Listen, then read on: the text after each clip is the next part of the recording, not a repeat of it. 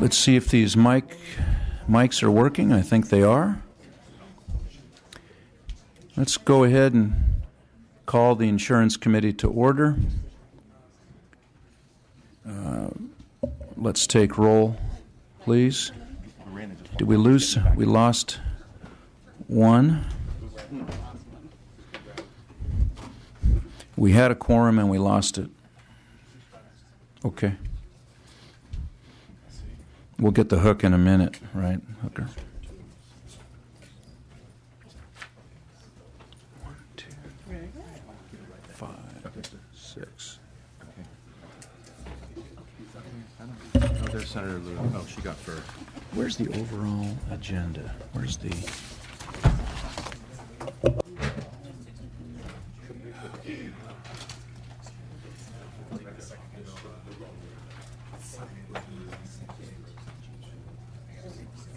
She's in the room. Yeah. Oh. Truncated this time. Gotcha. Okay, so we need you for the quorum. Roll call vote, please, for the quorum. Daly. Here. Beth Gaines. Travis Allen. Calderon. Here. Cooley. Here. Cooper. DeBobne. Frazier. Here. Gatto. Gonzalez. Grove. Here. Mays. Rodriguez. Here. 4, 5, 6, 7. Thank you. I see Mr. Monig here and Miss Liu. What's the sign-in order? Ms. Lou's first. Miss Liu is first. Welcome.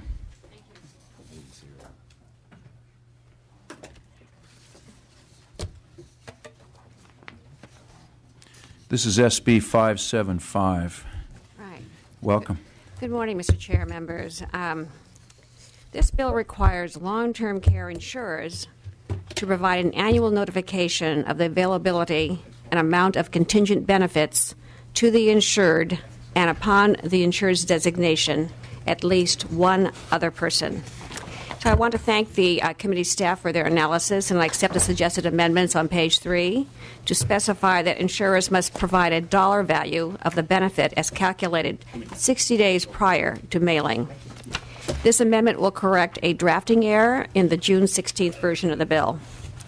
The bill is part of a package of legislation recommended by the Senate Select Committee on Aging and Long-Term Care, which I chair. Consumers may be eligible for contingent benefits if their long-term care insurance premiums rate dramatically increases and they don't have a non-forfeiture option. Consumers are eligible for the contingent benefit option stop payment premiums and bank these benefits. Individuals who lapse their LTC policies do not receive periodic notification from the insurer that these benefits are available. Without notification, the individuals and their families can easily lose track of these benefits, especially if the insured suffers from cognitive impairment. These individuals and families likely end up paying for care and doing without, in fact, benefits are available. This notification will give seniors and their loved ones a clearer understanding of benefits available to help finance and provide long-term care. This bill is sponsored by the California Department of Insurance, and he's here to provide you answers with any technical questions you may have. So I ask for your support on the bill. Thank you, Ms. Liu. Are there any questions of the author? Thank you. Are there any folks here wishing to speak in favor of this bill? Are there any persons here in opposition to the bill? There was no listed opposition. Right. All right. I think we still have a quorum, do we not? No. Oh, there's opposition. I'm sorry. I misread your hand signal. No. Go ahead. Because I'm in between. Ted Angelo with the Association of California Life and Health Insurance Companies, and we appreciate working with the author on this bill. And we appreciate the amendment that's going to be taken today to give more time for our members to make sure that's an accurate depiction of what the value is. There's been a theme lately with notices to folks and designees, reminding them of either payments that are due. So, and this goes back to the original theme of what it was all about, was in the long-term care realm, when someone might be suffering from cognitive impairment or be elderly and suffering from dementia, where there's a process. This kind of finishes that thought process where the lapse notice has that requirement, and now this benefit that they might not be aware of will have this benefit as well. So we're neutral on the bill, but we have worked with the department and the author to get to where we are today. So thank you. Thank you, Mr. Angelo. Are there any further questions? I think I'll entertain a motion. Move the item. Second. Motion and second to approve. Roll call vote, please. Daly. Yes? Daly, aye. Beth Gaines. Aye. Beth Gaines, aye. Travis Allen. Calderon. Aye. Calderon, aye. Cooley. Aye. Cooley, aye. Cooper. Aye. Cooper, aye. DeBobne. Frazier. Gatto. Gonzalez. Grove. Grove, aye. Mays. Rodriguez. Aye. Rodriguez, aye. 7 votes. 7-0. Thank you very much. Thank you, Ms. Liu. And Members. thank you to the staff for proposing that amendment, which made great sense. Mr. Monig is next with SB 602. Welcome, sir. Thank you, Mr. Chair. Good morning. Good morning, members. Members, a major earthquake in the San Francisco Bay Area or in Southern California could have an even greater impact on our state than Hurricane Katrina had in Louisiana and Mississippi. A major rupture along the southern San Andreas Fault is projected to cause more than $200 billion in damages. What makes this truly frightening is that fewer than 12% of California homeowners have earthquake insurance. That means that when the big one hits, and it will, homeowners will bear the responsibility to repair or rebuild their homes or simply walk away and let the mortgage company eat the loss. Whole communities will be devastated. One of the reasons homeowners don't purchase earthquake insurance is that it is very expensive and there's no requirement that they purchase it, even by the mortgage companies. This bill offers consumers another way to protect themselves by retrofitting their home to reduce the likelihood of severe damage. We've allowed cities and counties to implement property-assessed financing programs to tackle earthquake mitigation, but that is a patchwork approach. This is a statewide problem, and we should offer a statewide solution. We've created the CEA back in 1996 to offer earthquake insurance, earthquake education awareness, and fund mitigation efforts. It is critical that we begin to take earthquake mitigation seriously. My bill will allow the CEA to create a new voluntary financing tool for homeowners to mitigate and retrofit their homes. The Property Secured Mitigation Program would allow the CEA to provide 100% financing for residential mitigation projects that meet approved engineering guidelines. The loan would become a lien on the property and allow homeowners to pay for the costs in installments in the form of debt service payments collected through existing tax collection mechanisms. The lien would run with the land, staying with the property upon sale, and it would actually increase the value of the property to a homeowner. This would increase the value of the asset for mortgage holders as well, and it would also reduce the cost of earthquake insurance for the homeowner. The CEA would utilize the existing Earthquake Loss Mitigation Fund, which is funded by returns on CEA investments, and there will be no costs to the state of California. Increasing mitigation is one of the best ways for us to improve our ability to recover from a major disaster before the next earthquake happens. Members, this bill is supported by the CEA, the Department of Insurance, the insurance industry, the American Red Cross, and the R Street Institute. It has received no opposition, and I'd respectfully ask for your aye vote, and with the permission of the chair, would like to present Mr. Pomeroy from the California Earthquake Authority.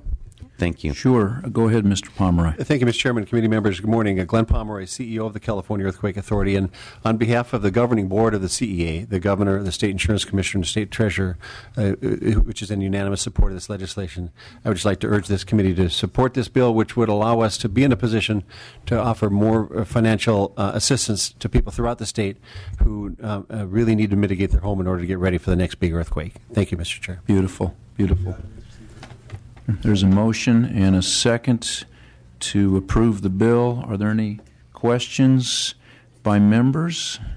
Are there folks here who want to speak in favor? I see some moving to the microphone. Please go ahead. Maria Garcia with Greenberg Torag on behalf of State Farm Insurance, and we support. Mr. Chair, members, Manolo Morales on behalf of Personal Insurance Federation in strong support. Devin Anderson on behalf of the American Red Cross in support. Thank you. Robert Harrell with the Department of Insurance. We support the bill. Thank you. Any other speakers in favor? Any speakers in opposition to the bill? If not, committee members, one more opportunity to ask questions or make comments. Certainly a great idea and very well crafted, and nice work. Thank you, Mr. Chair. Members, respectfully ask for your aye vote. Thank you. All right. There's a motion and second. Roll call vote, please. Daly. Aye. Daly, aye. Beth Gaines. Aye. Beth Gaines, aye. Travis Allen. Calderon. Cooley. Aye. Cooley, aye. Cooper. Aye. Cooper, aye. DeBobney. Frazier. Gatto. Gonzalez. Aye. Gonzalez, aye. Grove. Grove, aye. Mays. Aye. Mays, aye. Rodriguez. Aye. Rodriguez, aye. 1, 2, 3, 4, 5, 6, 7, 8. 8 affirmative votes, so the bill is out of this committee. This has been double referred to local government. Yes, Is the next step? Yeah. Great. Well, thank you for your support today, members. Have a good morning. Thank you, Senator. Thank you. Mr. Lara is next. Welcome, sir. With SB 623 regarding workers' compensation benefits. Welcome. Thank you. Good morning. Mr. Chair and members, SB 623 clarifies the conflict between California regulations and existing state law to make it clear that nobody should be denied workers' compensation benefits based on their immigration status. Specifically, this bill specifies that an injured, undocumented worker shall now be excluded from benefits from the uninsured employers benefits trust fund or the subsequent injuries benefits trust fund based on his or her immigration status. In 1996, members, as you recall, Governor Pete Wilson issued an executive order directing all state agencies to initiate steps to deny an array of health, social, educational services to undocumented immigrants in California. That order was invalidated when the federal court found it unconstitutional. This legislature subsequently passed SB 1818 in 2002 to clarify that a person's immigration status is irrelevant to the issue of liability for the purposes of enforcing state labor, employment, civil rights, and housing laws. Undocumented workers should not be denied eligibility for these funds simply because of unscrupulous employers that are not following the law. I respectfully ask for your aye vote and join me and the California Chamber of Commerce, the California Restaurant Association, and the California Federation of Labor in supporting SB 623. Beautiful. Speakers in support. Do you have some folks here with you? Go ahead. Thank you, Mr. Chair. Mike Carroll with the California Applicant Attorneys Association. We are the sponsor of this measure. I think the Senator lays out the history of this and how this came to be. It is a requirement of federal law that the state actually take an action to affirmatively provide these benefits under state law.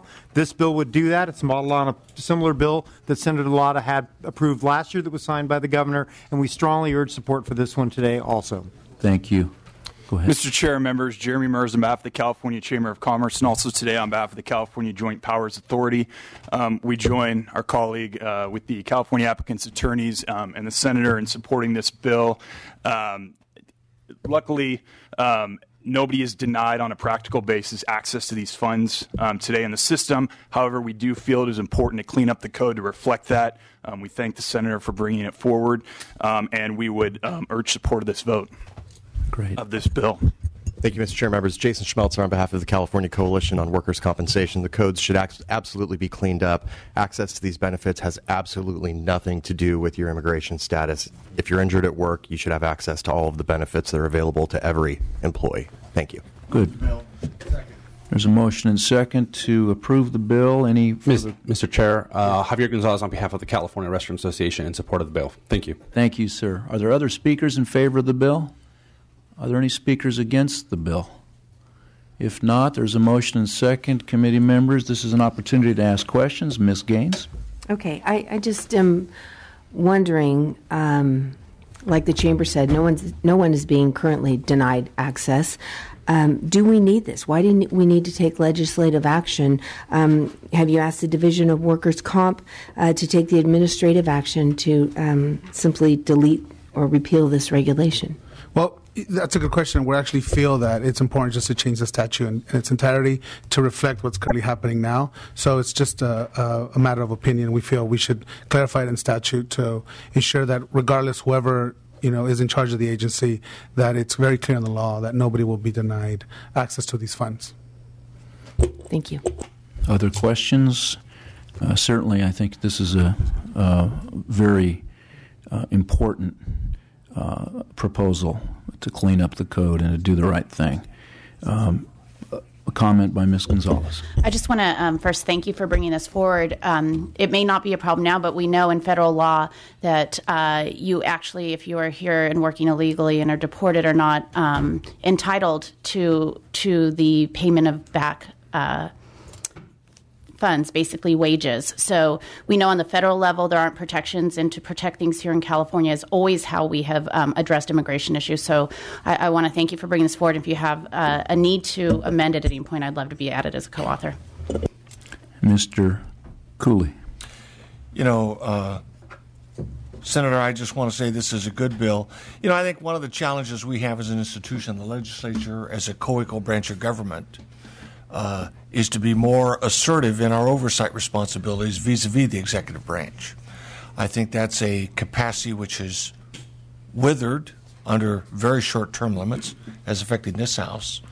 So I think to have a bill come forward which is saying we're looking at what's going on in the executive branch and we're going to assert a view of what is the right rule is actually sort of a type of activity we ought to engage in more generally. I definitely think that it is our job here to be growing our capacity and oversight, every standing committee becoming more familiar with what's going on in the executive branch and making sure it aligns with the perspectives of the present sitting legislature. So I can sort of understand the issue that maybe it would just be handled by other means, but I do think it is a type of activity that falls on our shoulders as a co-equal branch of government, and it's a good pattern to be setting. So I thank you for this bill. Thank you. As usual, a well-said point by Mr. Cooley. Any other comments or questions? If not, there's a motion and second. Roll call vote, please. Daly? Aye. Daly, aye. Beth Gaines? Travis Allen? Aye. Travis Allen, aye. Calderon? Aye. Calderon, aye. Cooley? Aye. Cooley, aye. Cooper? Aye. Cooper, aye. DeBobney? Frazier? Gatto? Gonzalez? Aye. Gonzalez, aye. Grove? Not voting. Mays? Not voting. Rodriguez? Aye. Rodriguez, aye. Mr. Chair, I'd like to make a motion on the consent calendar. And there were 7 affirmative votes on that previous bill. 7 votes. Mr. Calderon makes a motion on the consent calendar. Is there a second? There's a motion and second. Roll call vote on the consent calendar. 2 items, SB 335 and SB 426. Daly? Aye. Daly, aye. Beth Gaines? Aye. Beth Gaines, aye. Travis Allen? Aye. Travis Allen, aye. Calderon? Aye. Calderon, aye. Cooley? Aye. Cooley, aye. Cooper? Aye. Cooper, aye. DeBobney? Frazier? Gatto? Gonzalez? Aye. Gonzalez, aye. Grove? Grove, aye. Mays? Aye. Mays, aye. Rodriguez? Aye. Rodriguez, aye. 10 votes. 10 affirmative votes for the consent calendar. We'll leave the roll open for a while. I know Mr. Frazier wants to come back and record his votes. You can add on. Let's do the informal for the people that are here. Okay. We'll do it informally, Mr. Allen, so give you a little exercise.